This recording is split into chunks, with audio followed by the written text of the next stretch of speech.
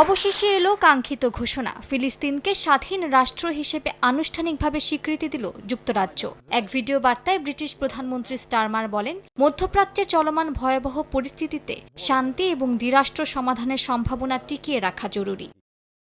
এর আগে কানাডা প্রথম G7 দেশ হিসেবে ফিলিস্তিনকে স্বীকৃতি দেয়। দেশটির প্রধানমন্ত্রী মার্ক কার্নি ফিলিস্তিন ও ইসরায়েল উভয়ের শান্তিপূর্ণ ভবিষ্যৎ নির্মাণে অংশীদার হওয়ার আশা প্রকাশ করেন। অস্ট্রেলিয়াও স্বীকৃতি দিয়েছে ফিলিস্তিনকে। প্রধানমন্ত্রী অ্যান্থনি অ্যালবানিজ বিবৃতিতে জানান, এটি একটি আন্তর্জাতিক উদ্যোগের অংশ।